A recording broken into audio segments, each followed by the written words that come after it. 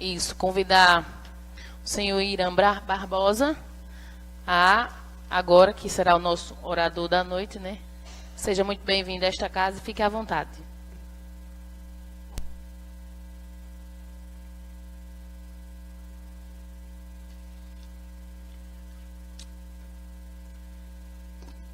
Muito boa noite a todas e a todos que aqui se encontram. Quero cumprimentar as vereadoras, presidenta da casa, a vice-prefeita que aqui se encontra. Quero cumprimentar as mulheres que embelezam aqui esta casa com sabedoria e com pertinência, ocupando espaço de poder. Cumprimentar os vereadores e cumprimentar aqueles que se encontram também acompanhando a sessão, além dos que dão todo o suporte para que a casa funcione. Quero agradecer a presença de todos, agradecer o convite à vereadora Nininha pela oportunidade de poder estar aqui discutindo dois temas relevantes. Quero, antes que tudo, lembrar que fico muito feliz de retornar aqui a este parlamento. Eu, que também sou parlamentar municipal, sei a importância de termos uma casa, uma sede. Lá em Aracaju, por incrível que pareça, a Câmara Municipal não tem sede própria. Eu lembro que vim aqui a inauguração desta sede da Câmara Municipal de Nossa Senhora da Glória, e entendo que é um marco importante na conquista do Poder Legislativo, por ter um espaço, né, de organização e de permanência dos seus trabalhos. Repito, Aracaju é a capital de todos os sergipanos e lá nós não temos sede própria para a Câmara funcionar. Portanto, vocês estão, inclusive, na frente nesse sentido. Mas eu queria começar a minha fala de hoje, aliás, eu quero dedicar a minha fala de hoje, primeiro, a uma lutadora, vereadora como nós, assassinada, a Marielle Franco, que todos devem ter acompanhado aí o noticiário, militante dos direitos humanos, lutadora de causas sociais, vereadora no município do Rio de Janeiro, e que depois, uma coincidência grande, depois de ter sido conduzida a acompanhar a intervenção que está sendo feita lá no Rio de Janeiro, de ter feito críticas a procedimentos que estão sendo adotados, foi sumariamente executada. Ela, o seu motorista, morreu também no mesmo fato, e uma assessora foi atingida também pela tentativa, que teve êxito no caso da vereadora e do motorista. E eu quero aqui, nesta noite, dedicar a minha fala a todos aqueles que lutaram e vão continuar lutando, porque isso não vai nos silenciar, pelas causas populares, pelos direitos humanos, pelas causas que unificam a luta do povo nesse país.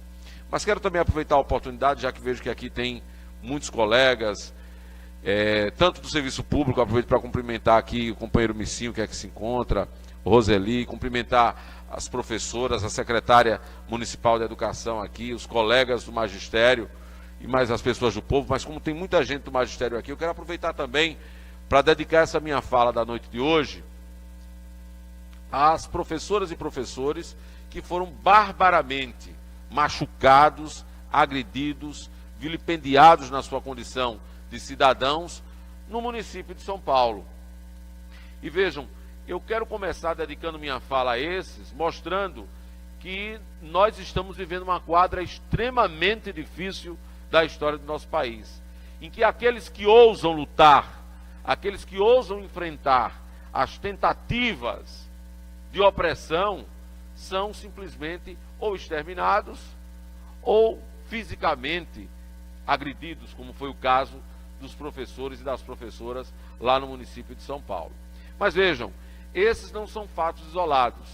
Infelizmente, é preciso noticiar aqui, eu, antes de vir aqui a esta tribuna, estava ali pelo celular, dando uma folheada na quantidade, folheada é uma forma de dizer, porque hoje a gente dá uma celulazada, né? Não dá mais folheada.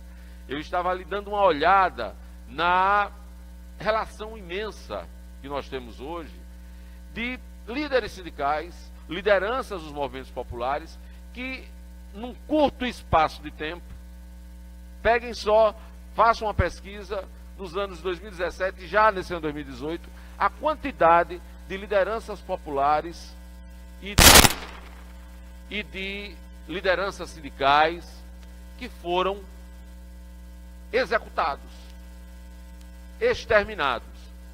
E por que é que eu abro a minha fala? É uma fala sobre a reforma da Previdência e uma fala sobre a reforma trabalhista. Por que é que eu abro a minha fala nessa sessão especial tratando deste assunto? Porque, veja, o tema da Previdência e o tema da reforma trabalhista nos obriga a resistir, nos obriga a lutar, nos obriga como militantes sociais, inclusive nós da classe política, que temos compromisso com as conquistas históricas do povo desse país, temos a obrigação de nos posicionar diante disso. E, infelizmente, na quadra que nós estamos vivendo aqui no Brasil, é posicionar-se contrário. As medidas do golpismo podem nos levar a situações como as que hoje a Marielle Franco ontem enfrentou. Então é preciso fazer esse alerta. O Brasil está vivendo um momento de uma insegurança democrática muito grande. O Brasil está vivendo um momento de um perigo de retorno a uma situação que tem muito pouco tempo que nós conseguimos varrer. Eu quero lembrar que a história política do nosso país é uma história de muito pouca experiência democrática. Contem nos dedos o tempo que nós tivemos no Brasil de democracia. Foram muito poucos os períodos em que nós tivemos a vivência democrática. Estamos vivendo o mais longo período ininterrupto, embora muito curto. Começou em 88 com a Constituição, se arrigou em 85, nós estamos em 2018. Apesar de ser um período tão curto de vivência democrática, é o mais longo de vivência democrática interrupta. Aliás, já foi interrompida desde o golpe. Percebam que o Brasil é um país que insiste em reviver o seu passado de autoritarismo, de ruptura com a democracia. E este momento que nós estamos vivendo é um momento extremamente perigoso nesse sentido. Por isso, discutir o tema que hoje, através da solicitação, da indicação da vereadora Nininha, nós trazemos para o debate aqui na casa, é discutir um tema que está encravado no choque e no conflito deste momento político que o Brasil vive. Enfrentar esse tema é enfrentar o perigo, porque é enfrentar as forças poderosas que acham que devem se perpetuar na dominação do Brasil. Enfrentar esses temas é enfrentar não só a elite econômica nacional, mas também a elite econômica internacional. Enfrentar esses temas é enfrentar a grande mídia nacional e internacional. Portanto, é enfrentar forças poderosas. Mas nós não podemos abdicar da condição de resistir neste cenário. Então vejam,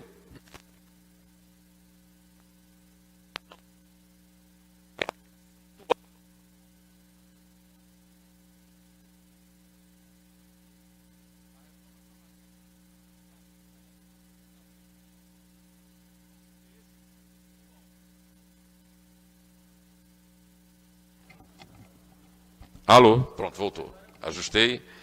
Eu gostaria de contextuar esses temas, reforma previdenciária e reforma trabalhista, no contexto do golpe. Peço desculpas àqueles que eventualmente ainda não se convenceram de que nós estamos vivendo um período de golpe na história do Brasil. Mas eu, até como historiador, aqui quem fala agora não é mais nem um vereador, não é mais apenas um militante social, é uma pessoa que dedicou sua vida estudando a história desse país.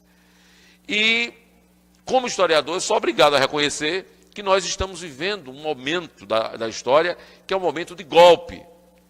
Peço desculpas aos que assim não analisam. E, além de pedir desculpas, peço que respeitem também a posição que assumo aqui publicamente. Eu entendo que o Brasil vive um contexto de golpe. E é dentro desse contexto que se inserem tanto a chamada reforma trabalhista como a reforma previdenciária.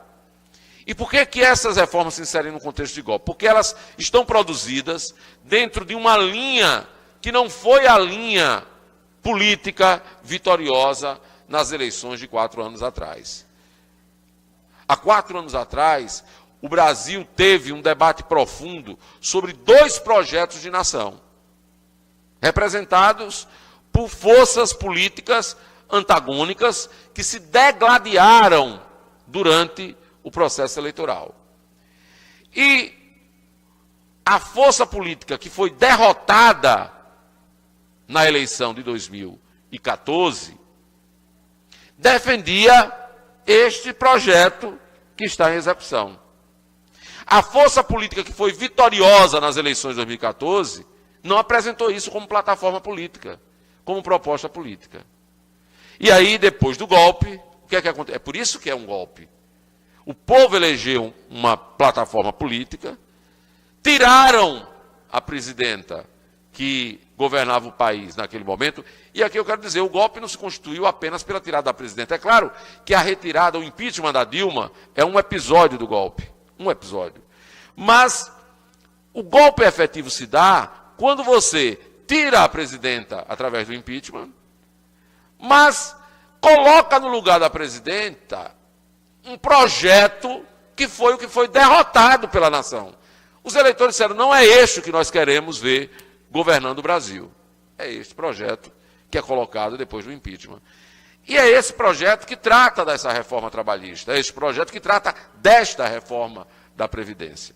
Aqui a vereadora Nininha fez um apanhado, poupou uma parte da minha fala, porque fez um apanhado dos principais prejuízos que a reforma trabalhista traz. E aí é importante lembrar a todos aqui, vejam, os direitos trabalhistas brasileiros são direitos muito recentes, assim como os direitos previdenciários. Eles estão dentro de um contexto.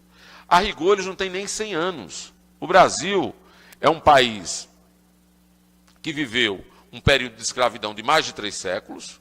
Nós não temos tradição de respeitar direitos de trabalhadores, porque nós fomos instituídos como nação em cima da exploração do trabalho escravo. Então não tinha direito para o trabalhador.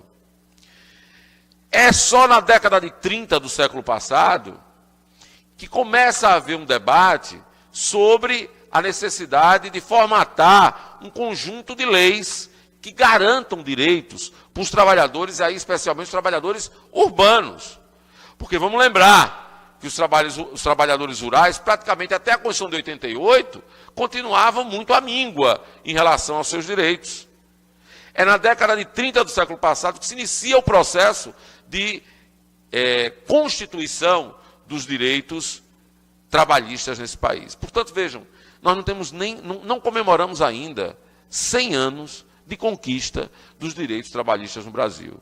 E nós já passamos por uma série de reformas, e essa última não foi reforma, isso é uma coisa que eu queria pontuar aqui também.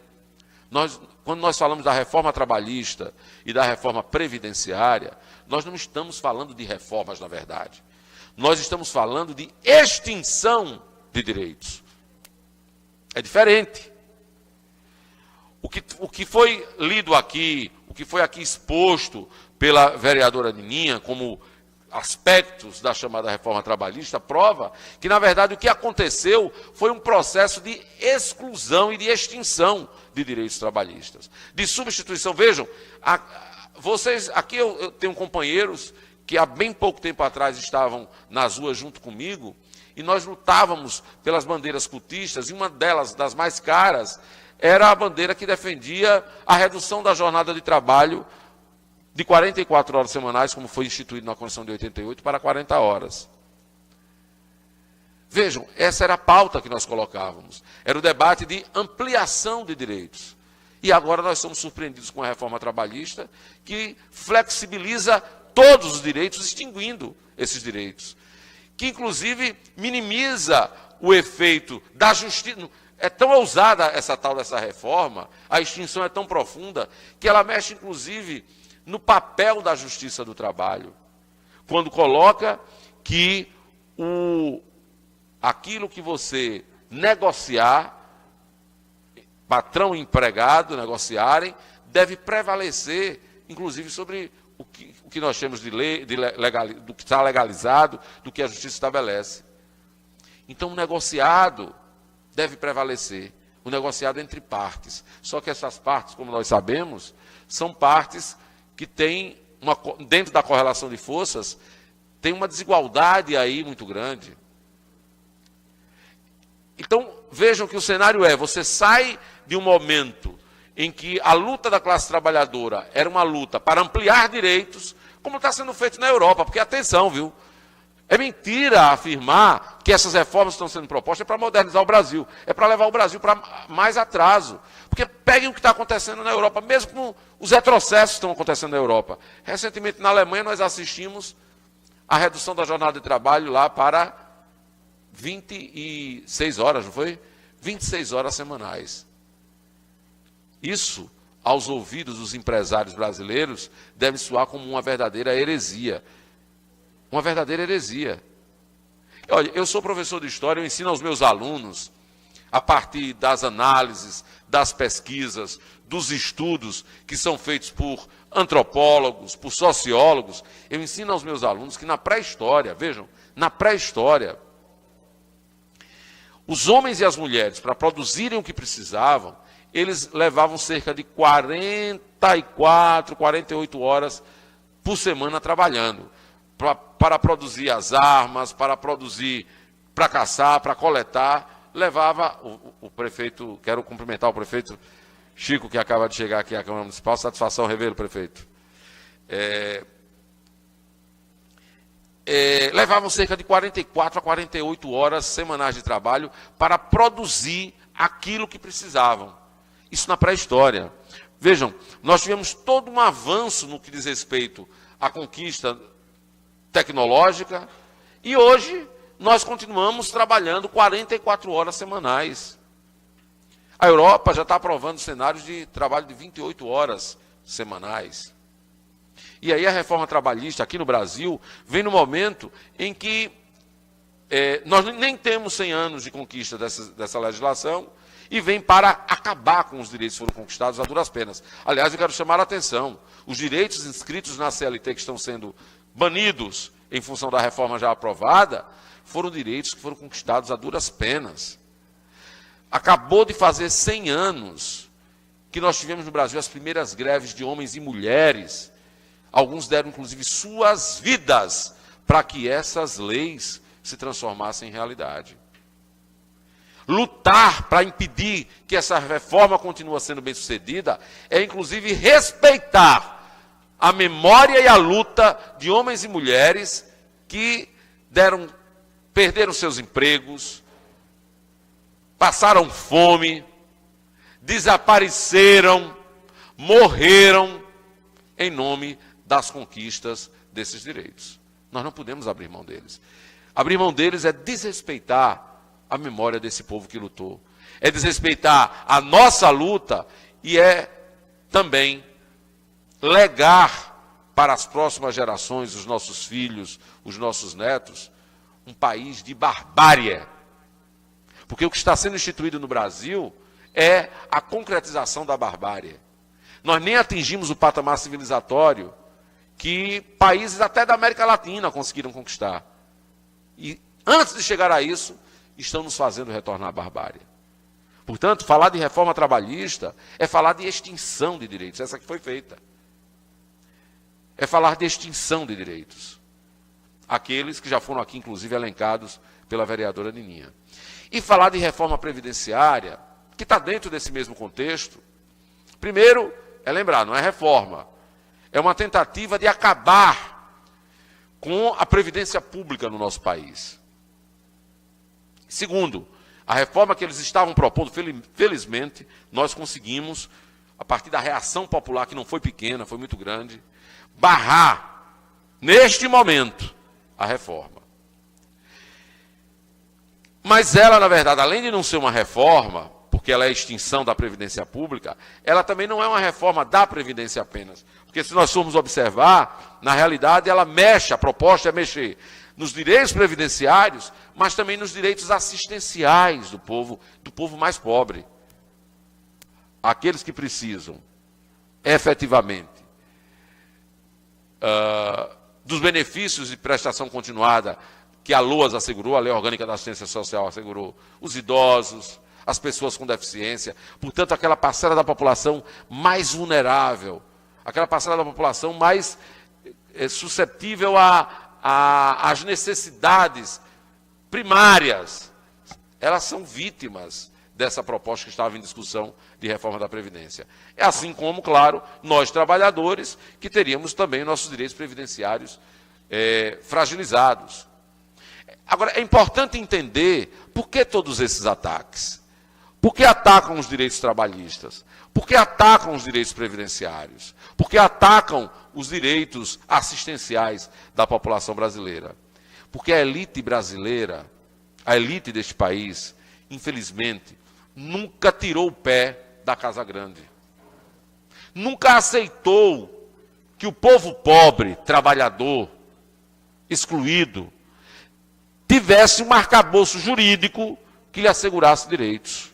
Soa mal para a elite predatória do Brasil que nós tenhamos previdência, que nós tenhamos 13º, que nós tenhamos salário mínimo. Aliás, todos assistiram qual foi o tratamento que o salário mínimo já passou a ter depois de uma outra grande medida golpista, que foi uma das primeiras tomadas, que foi a de congelar os investimentos nas políticas sociais por 20 anos nesse país. É a primeira grande medida de impacto, que naquele momento talvez as pessoas não estivessem entendendo bem. Hoje, acho que as pessoas entendem bem o que é o golpe. Naquele momento até não entendiam bem, mas hoje já sentem, por exemplo, já conseguem associar, se o salário mínimo esse ano mal e porcamente cresceu R$10, é porque essas medidas estão impedindo que investimentos na área sociais aconteçam. Ora, então, nunca toleraram. Vejam, nós estamos destruindo os direitos trabalhistas. As empregadas domésticas acabaram de conquistar a igualdade de tratamento no que diz respeito aos direitos dos trabalhadores urbanos. Porque elas ainda, vejam, nem a Constituição de 88, que é considerada a Constituição Cidadã, assegurou às trabalhadoras e aos trabalhadores domésticos o rol completo dos direitos trabalhistas. É recente. E logo em seguida, acabou, quer dizer, elas não tiveram tempo nem de comemorar a obtenção de direitos, e aí já perde não só elas, mas como todos nós. Isso acontece porque, é importante que entendamos, acontece porque a elite brasileira não tirou o pé da Casa Grande. Ela quer continuar gerindo a economia desse país como a economia era gerida no período colonial, no período imperial, no início da República, como foi gerida a vida inteira. Ela continua querendo que os capatazes controlem os trabalhadores e que a relação seja uma relação cada vez mais de exploração. Porque, vejam, vamos entender por que toda essa investida contra a Previdência é simples de compreender.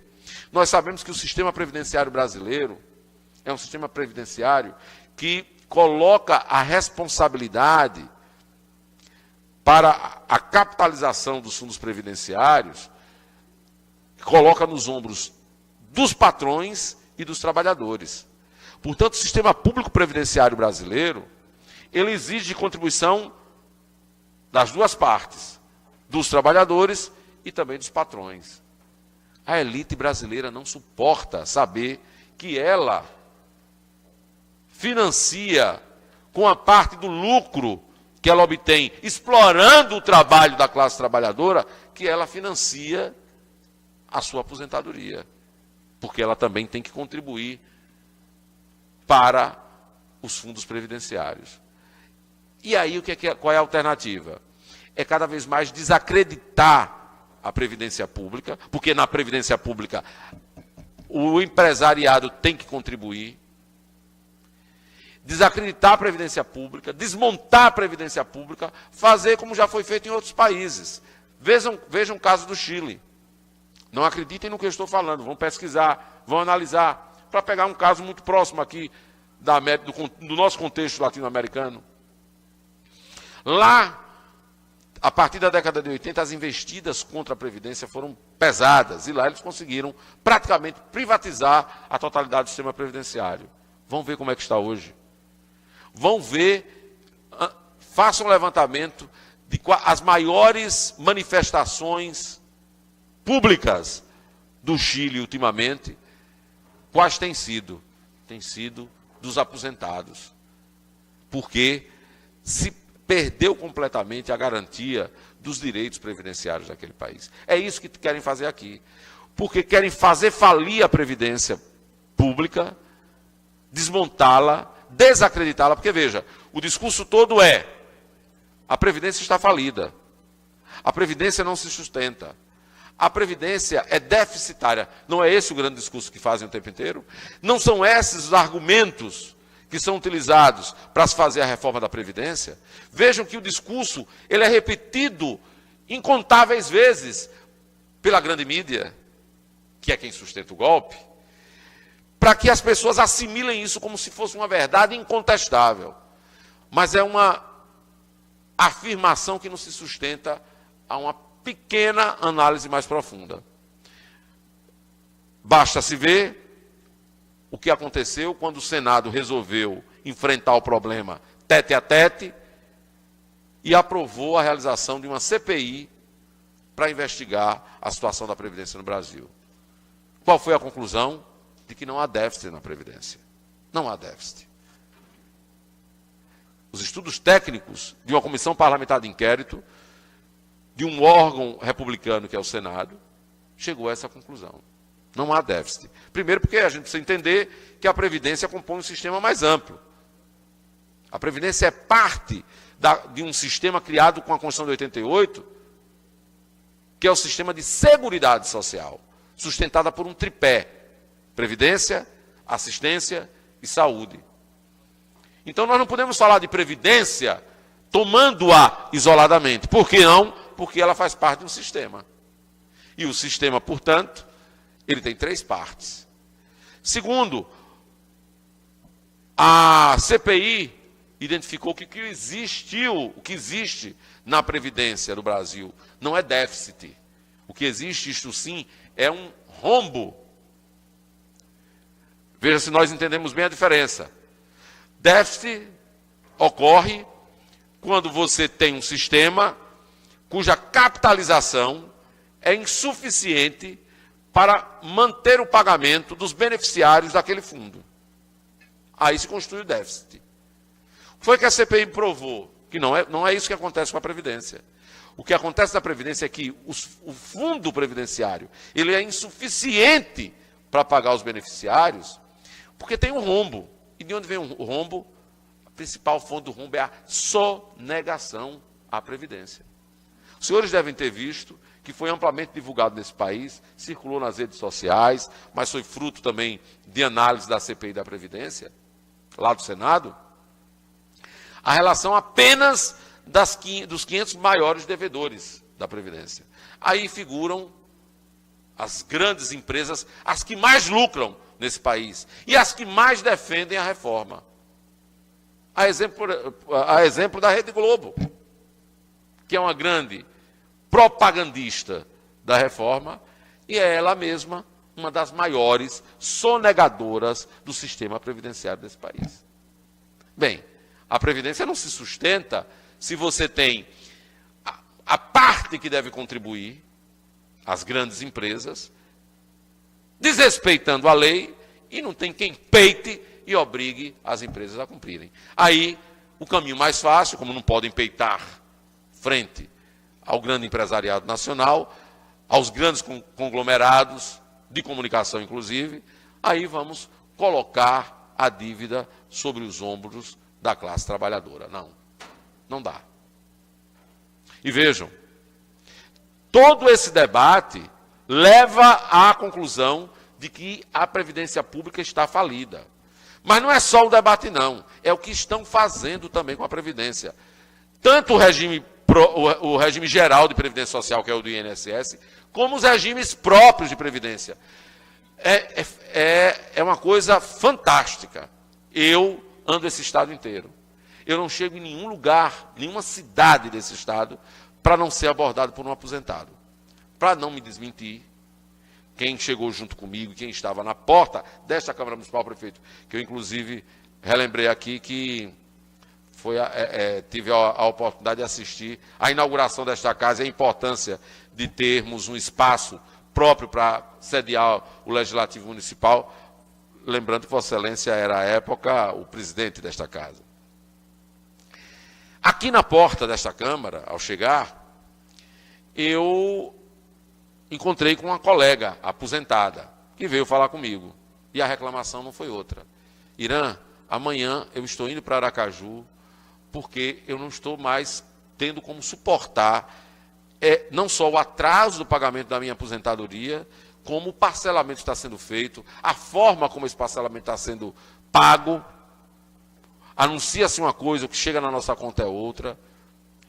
Então percebam, o que é que eu quero colocar? Não só o regime geral de previdência social, que é o do INSS, mas também os regimes próprios de previdência daqueles estados e municípios que têm previdência própria para os seus servidores, estão dando um jeito de colocar esse sistema previdenciário numa ordem de incredulidade, que as pessoas começam a raciocinar assim: não vale mais a pena eu contribuir para a Previdência. Para quê? Eu não me aposento nunca. Quando me aposento, não recebo. Se recebo, recebo parcelado. Se recebo, o valor vai cada vez mais sendo achatado. Desacreditar a Previdência Pública é a grande tarefa da canalha nacional. Com qual objetivo? De privatizá-la. Se os senhores forem fazer um levantamento, o capital que gira com mais profundidade atualmente no mundo, um deles é o capital que está envolvido nos fundos previdenciários. É um dos maiores negócios mundiais atualmente, lidar com títulos previdenciários. Portanto, qual é o grande desafio que esses que pensam o mundo pela lógica do mercado têm pela frente? É transformar o direito à previdência numa coisa de mercado. É tirar a previdência da esfera do direito e colocá-la na esfera dos negócios, na esfera do mercado. É romper com a lógica de que previdência é um pacto social intergeracional e transformar a previdência numa mercadoria que pode ser vendida, mas que só poderá ser comprada por aqueles que possam pagar. Deixa de ser um direito social, portanto, que tem o aval do Estado e passa a ser uma mercadoria posta à venda para ser comprada e negociada por aqueles que possam pagar. Então vejam, desacreditar a Previdência, descapitalizá-la, sonegando, fazer propaganda contra a Previdência Pública é um grande negócio que vai beneficiar muita gente. Aliás, muita gente não. Vai beneficiar pouca gente. Uma minoria que vai se apropriar da Previdência como um negócio e vai lucrar muito negociando isso, sem dar nenhuma garantia. Mas, veja, essa elite, ela é perversa. Ela é canalha, porque, veja, ela vai lucrar negociando e ainda vai lucrar com o seguinte: se você privatiza a Previdência, você ainda desobriga o empresariado de contribuir para a Previdência do trabalhador. Porque na Previdência privada não tem responsabilidade bipartida na constituição dos fundos previdenciários. Previdência privada é o trabalhador sozinho quem banca a capitalização do fundo previdenciário. Aí é uma beleza para o grande empresariado selvagem desse país. Vai lucrar fazendo negócio com a Previdência e vai lucrar deixando de contribuir com a sua parte para a constituição da Previdência da classe trabalhadora. É por isso que vem à baila essa temática da reforma da Previdência. Mas não quero cansá-los, quero ir concluindo dizendo o seguinte: infelizmente, nós não conseguimos barrar a reforma trabalhista. É por isso que aqueles que têm compromisso com o povo trabalhador do nosso país têm que fazer um pacto. Nós vamos ter, esse ano é um ano de mudanças eleitorais, se a ordem constitucional prevalecer até o período de outubro. se a ordem constitucional prevalecer. Eu, sinceramente, com esses cabelos brancos, já começo a duvidar se nós, de fato, teremos até outubro a manutenção da ordem constitucional.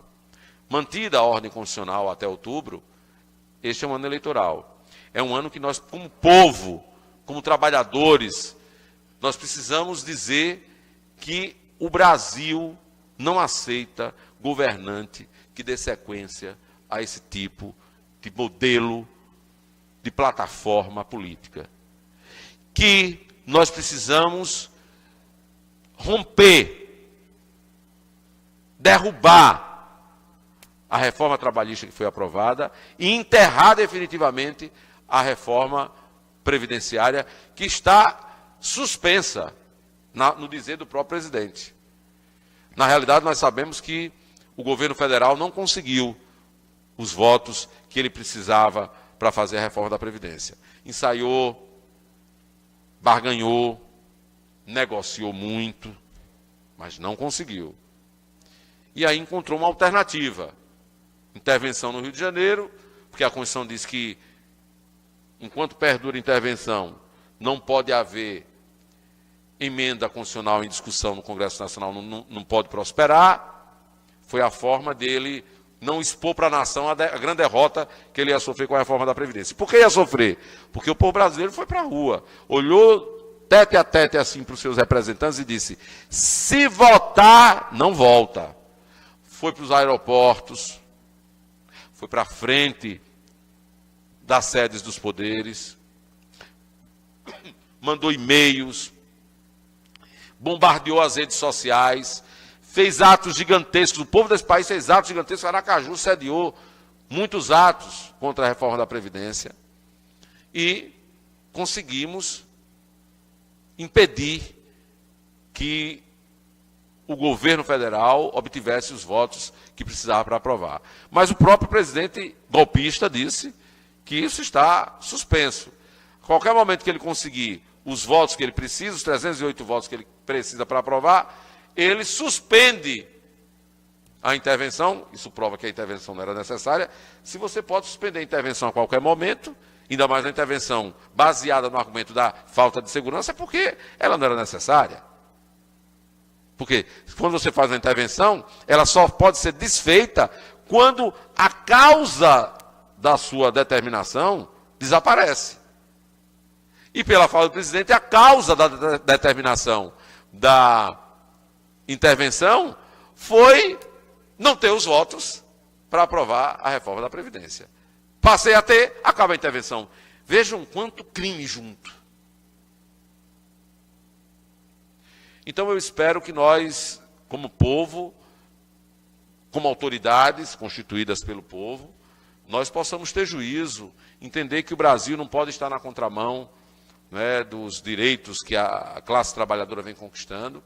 Nós temos que barrar essas reformas e, numa democracia, as coisas são barradas a partir de mudança de projeto de nação. Este que está em andamento, sinceramente, deve ter alguém que defenda, porque tem um 0,4%, não sei, tem um percentual da população que ainda aprova este governo, percentual mínimo. Então, deve ter alguém que defenda, mas já se vê que a grande maioria da nação brasileira já disse: não é este o projeto que nós queremos. E percebam que o caminho que nós estamos trilhando é o da barbárie. Haja vista os fatos com os quais eu comecei minha narrativa aqui na noite de hoje.